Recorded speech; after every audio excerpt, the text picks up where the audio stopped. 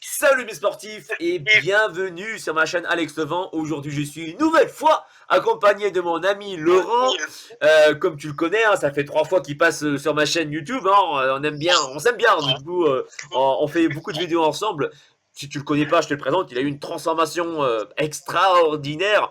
On en a parlé dans une vidéo. Si tu viens de découvrir, je vois ce que tu vas dire. Ouais, mais ce mec-là, il est pas naturel, etc. On en a discuté. Tu pourras voir la vidéo en haut à droite ici en cliquant bien sûr à la fin de cette vidéo parce que tu vas rester attentif avec nous. Cette vidéo, tu as déjà cliqué dessus. Pourquoi est-ce que tu veux partir de là? Et on verra à la fin. Tu cliqueras sur la fin de la vidéo pour consulter la première vidéo. Est-ce que Laurent prend des fruits ou pas? Mais ça, on verra plus tard. Aujourd'hui, on va discuter du plan d'entraînement que Laurent conseille ou que moi, je peux conseiller pour optimiser une bonne prise de masse musculaire. Donc, Laurent, je te laisse la parole. Vas-y. D'accord, merci Alex. Écoutez, moi ce que je peux dire en démarrant, quelqu'un dit qu'il va démarrer un entraînement normal. Je précise bien qu'il ne doit pas démarrer seul. Je ne parle pas spécialement seul, partenaire ou pas. Je veux dire, du moins en Belgique ici, on a certaines salles low cost. Je ne sais pas si c'est pareil en France. Si, pareil, ouais. Oui, voilà, ou pour 20 euros, on peut aller à la salle 7 jours sur 7, limite dans certaines salles 24 heures sur 24. Mais le problème, c'est qu'ils ne donnent pas les conseils pour guider les jeunes de maintenant. Pour comparativement, moi, comment j'ai fonctionné au départ, mes 10 premières années, j'avais un entraîneur personnel qui s'appelait Maréchal Jean-Marc, avec tout mon respect pour Jean-Marc Maréchal, mon ancien entraîneur, avec tout mon respect pour lui, parce que c'est grâce à lui si je suis comme ça au départ. Il était limite comme Yoda avec Luke Skywalker. Il était derrière moi à chaque instant. Il contrôlait les mouvements, mes étirements après les séries. Ça aussi, si tu me permets, Alex, le chose que je ne vois nulle part, c'est les gens. On dirait que l'étirement, le stretching, ça n'existe plus dans les salles maintenant. On n'en voit plus, que ce soit chez les hommes très musclés, chez certaines femmes, ou alors cas rare exceptionnel. Mais moi, à la première minute où j'arrive dans une salle, je demande un manche de brosse. Pourquoi? Parce que ça me permet de m'étirer pour les épaules, pour les pectoraux, pour les triceps, les biceps. Après chaque série, je fais des étirements qui améliorent, premièrement, ça peut diminuer des bons étirements, jamais à froid, je précise, jamais à froid. Des bons étirements, c'est très bon pour diminuer l'effet courbature du lendemain. Étirer le muscle permet également d'éviter les raideurs, parce qu'il y a des gens qui vont avoir des muscles, évidemment je ne parle pas de biomécanique musculaire, des attaches musculaires longues ou courtes, je ne dis pas, mais je dis juste que des bons étirements après chaque série d'exercices permettent de mieux s'entraîner déjà. Donc ça c'est une petite apostrophe à l'entraînement de base au départ. Permets-tu que je mette juste une petite parenthèse, mon cher Laurent? Oui, je t'en prie. Je vais te donner juste mon avis là-dessus. Oui. Un peu nuancé sur tes propos, je suis d'accord sur certaines choses, un peu moins peut-être sur d'autres, mais c'est pas grave, nous sommes là pour débattre et justement échanger nos connaissances, c'est justement le but de ma chaîne. Moi je pense que, alors déjà oui, je pense que ça peut être intéressant de faire des étirements. Pourquoi pas après une séance ou plusieurs séries de musculation. On le sait que, par exemple, moi je pense à mon ami qui s'appelle Blouson Sommet, qui est un excellent d'ailleurs youtubeur au passage, et si tu le connais pas, je t'invite à le découvrir. Je te mettrai le lien de sa description, de sa chaîne dans le descriptif de ma vidéo, Blouson Sommet. Si tu regardes cette vidéo, je te salue mon poteau. Eh bien lui, il a tendance, avant chaque entraînement par exemple sur les pectoraux, de s'étirer un peu. Tu vois, il va s'étirer un peu les pectoraux pour vraiment ressentir le muscle, un peu comme s'il réveillait ses sensations musculaires et pour qu'il puisse vraiment sentir là où il travaille. C'est un peu comme si tu faisais des rappels pour dire à ton cerveau, ah tiens, hé, mec, aujourd'hui, je vais bosser ça, je vais bosser ci, d'accord? Donc c'est bien pour développer ce qu'on appelle la proprioception. Voilà, la proprioception. Maintenant, moi, je suis d'avis de dire plutôt que les étirements trop prolongés en tout cas. Je dis pas des étirements courts et pas très longs, mais des étirements qui sont trop longs, qui durent peut-être, je sais pas, 2 minutes, tu vois, ou 3 minutes sur un groupe musculaire, ça peut donner l'effet inverse. Parce que ça, c'est la science qui le dit. Quand tu t'étires trop longtemps, tu as tendance justement à bloquer la circulation du sang. En position d'étirement trop longue. Tu bloques la circulation du sang, bloquer une circulation sanguine pour apporter des nutriments aux muscles, c'est un peu contre-productif, par exemple pour une récupération. Et j'ai aussi trouvé d'autres études scientifiques qui démontrent aussi, entre guillemets, je dis bien entre guillemets, Laurent, l'inutilité de l'étirement pour éviter les courbatures du lendemain. Alors, attention, je vois, je commence, sinon je vais commencer à me prendre des copains dans le visage et tout, ils vont dire, ah mais tu racontes n'importe quoi et tout. Non. Alors, c'est vrai que lorsque tu t'étires en fin de séance ou quoi que ce soit, peu importe, lorsque tu t'étires tout court, tu vas avoir tendance à sécréter une hormone, tout comme lorsque tu pratiques la musculation, qu'on appelle l'endorphine. L'endorphine fait du bien. D'accord? Donc t'es bien, voilà, tu te sens mieux. Pour autant, il y a des musclés, comme on dit dans le fit game, qui s'étirent longtemps, mais longtemps après une séance de sport, de musculation, pour optimiser une prise de masse musculaire plus importante, pour déchirer un peu plus la prise de, comment dire, le volume. Est-ce que tu me rejoins dessus ou pas, Laurent? Je suis tout à fait d'accord avec toi, mais excuse-moi, j'ai omis de préciser que moi, mes étirements ne durent pas longtemps. Hein. Ça va durer 5 à 10 secondes. Voilà, dorsaux, exactement. Je m'étire un bras et je sens vraiment, alors la sensation, c'est vraiment le muscle qui s'étire et en même temps, ça l'assouplit. Et jamais à froid, je précise bien. Hein. Ouais. Voilà. Ça me permet une meilleure amplitude quand je fais les dorsaux à la barre ou quand je fais du rowing tirage vertical, horizontal, pardon. Donc voilà, mais c'est dans des cas particuliers. Ou pour quand je fais mes cuisses, quand je fais du squat, je mets le talon, je tiens le talon de la jambe à l'arrière sur les fesses pour bien étirer. Voilà, c'est des exemples comme ça, mais je ne fais jamais d'étirement long. Ah non, oui, jamais, oui. Jamais. Pas comme les gymnastes, par exemple, ou les champions d'arts martiaux. C'est différent, ça. C'est différent. C'est très bien de le préciser. Je suis ravi de savoir que nous pensons, voilà, on se rejoint sur ce côté-là. Non, mais après, tu vois, on peut. Moi, tu sais, moi, je suis pour les avis aussi contraires. Ça m'apprend des choses. Honnêtement, moi, je suis le premier à dire que tu me dis un truc différent de moi, il n'y a pas de souci. Tu justifies à ta manière. Moi, si ça me semble concret, moi, je suis d'avis à apprendre des choses, tu vois. Donc, c'est ce que tu dis aussi, Alex. C'est se démontrer l'un l'autre. Voilà. Moi, je n'ai rien contre, même après 30 ans. D'ailleurs, c'est bien la preuve pourquoi je vais sur ta chaîne YouTube. Hein. Je ne me dis pas j'ai 30 ans d'entraînement, d'expérience, je sais tout. Ce n'est pas vrai. Non, ouais. Je me dis qu'on peut encore améliorer. Et peut-être, si, parce que je ne l'ai pas précisé, donc en démarrant à 97 kilos, donc en 2015, ma première sèche, ici je fais ma deuxième, j'ai remarqué que j'ai mis quand même 5 mois pour être vraiment sec. Et pour comparer avec là, je vais t'expliquer que quand j'étais plus jeune, j'ai fait de la compétition. Bon, c'était des petites compétitions pas très connues, mais j'étais en catégorie moins de 65 kilos, donc c'est très très bas. Ouais. C'est limite les croquettes, comme on dit. mais oui, bon voilà, mais je ne me moque pas de ceux qui font des catégories si basses, mais c'était mon poids à l'époque. Et je démarrais une sèche à 70 kilos, 70 kilos, pour qu'on se comprenne bien. Donc voilà, donc tout est différent. Voilà. Mais le problème là, c'est que maintenant les gens, ils se disent oui, je fais une sèche, mais je démarre d'où? Parce qu'il y en a, ils se disent je vais démarrer une sèche comme ça, et ils font un peu n'importe quoi. Et au bout d'1 mois, ils ne voient pas de résultat parce qu'ils appliquent mal des choses qui. C'est pour ça que je dis que allez voir la chaîne d'Alex, vous permettre de faire des choses directement, vous gagnez du temps. Un néophyte fait des choses un peu comme s'il avait un bandeau sur les yeux et qui tâtonne dans le noir pour... Voilà. Et souvent, ils font du grand n'importe quoi. Et l'avantage en 2018, c'est qu'on a des gens comme Alex qui ont des chaînes où vous pouvez avoir tout sur la nutrition, l'entraînement, les conseils. Et avec ça, vous avez la facilité que quelqu'un comme moi en démarrant n'avait pas. Donc, certainement qu'avec ma génétique de l'époque, en démarrant maintenant, je gagnerais certainement en qualité musculaire beaucoup plus vite. J'aurais évité certaines erreurs, si tu me permets. Je te remercie, Laurent, pour les fleurs que tu me lances. Donc, voilà. Et moi, je voulais juste revenir sur le fait de... Alors, là, c'était ton premier conseil. Ton premier conseil, c'est donc...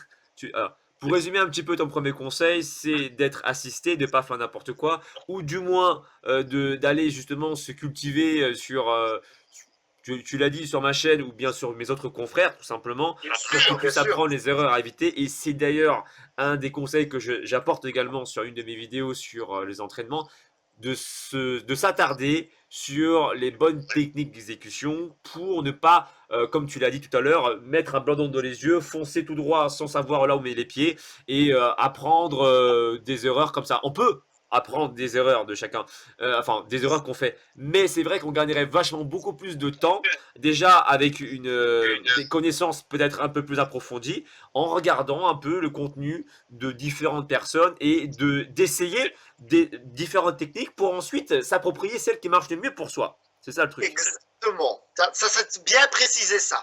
Parce que ce qui marche, je veux dire, ce qui marche pour moi, par exemple, là je rebondis là-dessus, c'est le négatif. Ouais. Maintenant, le travail en négatif est quelque chose qui est, comme tu as expliqué préalablement, très fastidieux au niveau récupération, au niveau traumatisme musculaire. C'est quelque chose qui...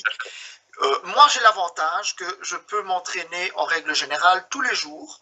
Moi, je m'entraîne du lundi au vendredi, sauf le week-end. Le week-end, voilà. Mais il y a des fois où je vais faire lundi, mardi, et je sens, surtout maintenant que je viens de redémarrer l'entraînement, que le mercredi matin, j'ai des courbatures pas possibles. Eh bien, même si j'avais prévu une séance d'entraînement, je ne la fais pas. Ouais. Je garde mon mercredi de repos et je redémarre le jeudi. Pourquoi? Parce que si, Alex vous l'expliquera certainement mieux que moi s'il ne l'a pas fait dans d'autres vidéos, il ne faut jamais aller s'entraîner quand on est trop courbaturé. Maintenant, je ne sais pas... ça, c'est ton troisième conseil, ça. Oui, ne jamais aller s'entraîner si on a des courbatures trop douloureuses. Les courbatures légères, tout le monde en a, surtout en redémarrant. Et ceux qui s'entraînent depuis assez longtemps vont dire, justement, eux, le contraire. Ils n'arrivent plus, même en s'entraînant très dur, à avoir des courbatures. Et c'est mon cas. Je veux dire que si j'ai tellement des entraînements de spartiate durs, parce que je pousse mon corps, après 30 ans, au maximum possible pour... comment vais-je dire? Moi... j'arrive à faire du négatif à chaque répétition. Je ne compte pas les répétitions. Donc moi, ceux qui arrivent à faire comme moi, c'est, je prends un exemple, quand je fais des dips, je vais pencher évidemment mon torse vers l'avant, plier les jambes vers l'arrière, et je descends le plus, et j'ai l'avantage et la chance de pouvoir descendre jusqu'à limite encore plus bas que mes épaules. Limite ma tête. Tu descends combien de temps? C'est quoi le tempo d'exécution que tu utilises? J'utilise pour chaque exercice, peu importe, sauf pour les jambes. Pour le squat, ça je ne peux pas. C'est trop risqué de descendre avec 150 ou 200 kilos, centimètre par centimètre, parce qu'alors je ne saurais pas remonter la charge, c'est impossible. Donc l'exception, c'est pour le squat. Et je le fais au cadre guide, pour être précis, la Smith Machine, si ça s'appelle comme ça en France.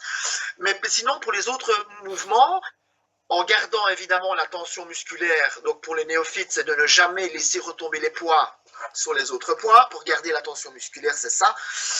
Je fais toujours 10 secondes à la descente et 1 seconde et demie à la montée. Donc, ah ouais, 10 secondes carrément. Ah putain, moi je pensais que je contrôlais ma descente très lentement, je mettais 5 secondes, pour moi c'était énorme déjà. Non. Toi c'est 10 secondes. Oui, c'est très très dur, mais moi j'ai remarqué que je progressais en force. Pourquoi? Parce que ça va...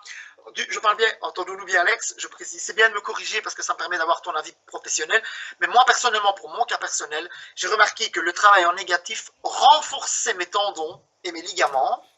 Le fait de freiner la charge a un effet, comment vais-je dire, d'échauffement dès la première répétition, et je ne me concentre pas sur la charge en elle-même. C'est-à-dire que la grosse erreur des débutants dans l'entraînement, c'est qu'ils vont avoir l'ego, comme je dis, comme tu as déjà expliqué dans d'autres vidéos.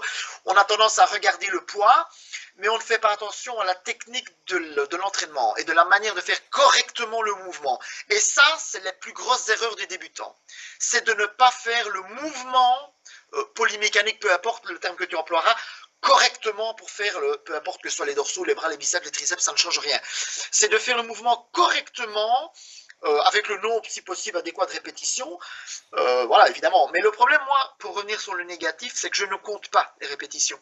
Parce que si je me focalise sur le nombre de répétitions, je ne me focalise pas sur la sensation musculaire. Ouais. Et moi, c'est ce qui marche le mieux pour moi. On n'en a pas encore parlé, mais c'est la visualisation. Avant chaque séance, je visualise dans ma tête le matin, par exemple, en me réveillant le matin. Ça, c'est ton quatrième conseil, ça, la visualisation.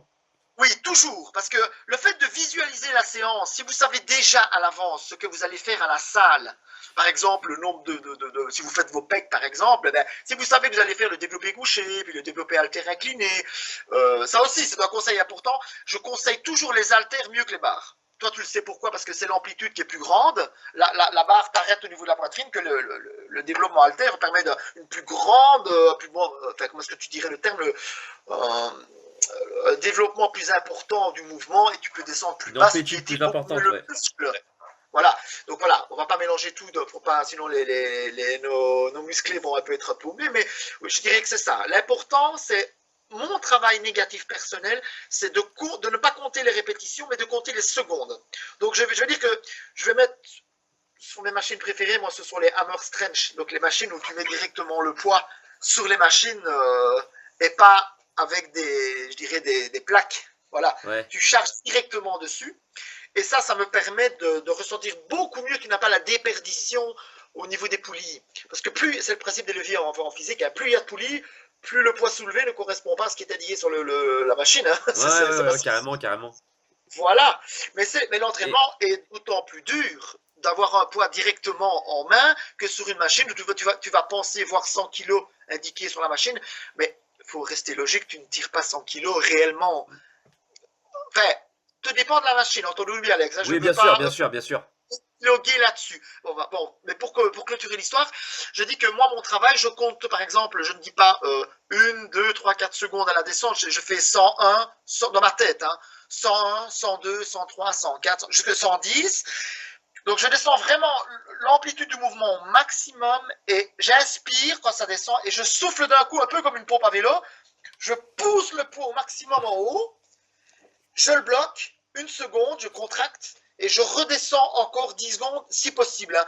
Évidemment, parfois, au bout de simplement 4 répétitions, j'ai mes muscles qui brûlent tellement que je dois arrêter. Hein. Pour ne pas mélanger les pinceaux, les débutants, on va dire qu'on ne leur conseille pas de faire du négatif, sauf avec un partenaire d'entraînement, les 2 dernières répétitions ultimes de leur dernière série. Là, le négatif est productif. Pour les intermédiaires, après 2-3 ans d'entraînement correct, je vais dire, eux, ils peuvent peut-être une semaine sur 2 inclure du négatif dans leur entraînement, sans peut-être faire comme moi 10 secondes à la descente, parce que là, il faut le tester pour le voir. Hein. Donc tu m'as dit que tu allais l'essayer, tu pourras peut-être leur dire ultérieurement que c'est parfois... Il y a des physiques qui ne supportent pas et comme on dit, qui font du surentraînement à un moment donné. Ouais. Ceux qui font trop de négatifs, trop souvent, même avec un partenaire d'entraînement, ils ont ce qu'on appelle un effet de surentraînement. Ils n'ont plus envie d'aller s'entraîner, ils sont dégoûtés, ils ont mal partout et limite ils arrêtent de s'entraîner pendant une semaine ou 2, voire ils arrêtent totalement.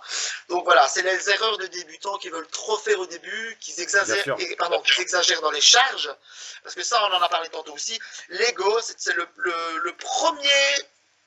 la première grosse erreur des débutants, c'est de vouloir mettre trop de charge sur les exercices. Alors que le plus important devrait être d'arriver à faire le mouvement correctement et, comme j'expliquais tout à l'heure, en fonction, c'est facile à comprendre, hein, s'il n'arrive pas à faire 3 répétitions dans un exercice, peu importe lequel, peu importe le muscle, c'est que c'est trop lourd. L'idée, encore une fois, c'est de créer suffisamment de tension pour la série suivante, mais de la faire également proprement. Moi, du moins par mon expérience, que l'élément le plus important dans l'entraînement qui m'a aidé à développer ma force et ma masse musculaire, c'est le négatif. Ouais, bien sûr. Ouais. Ça, c'est clair que je sais que c'est ça qui a fait le déclic chez moi. C'est ça. Mais l'entraînement négatif n'est pas assujetti à tout le monde, Alex. Je l'ai vécu. Ceux à qui j'ai conseillé de le faire, et c'était même des costauds, ils ont fait un surentraînement. Ouais, d'accord. Je ne le conseille pas, comme tu as dit, aux débutants et tout ça.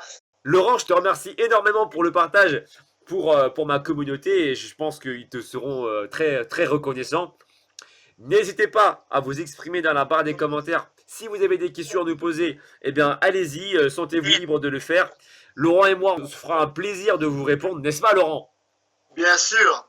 Et quand puis, vous voulez. Voilà, et puis si vous avez des remarques ou des thèmes que vous voulez qu'on aborde, peut-être ultérieurement, eh bien, pareil, exprimez-vous dans la barre des commentaires. Si vous ne l'avez pas encore fait, abonnez-vous à ma chaîne pour ne louper aucune actualité et la suite des vidéos avec Laurent. Et puis, lui-même et moi, on te dit à très très rapidement.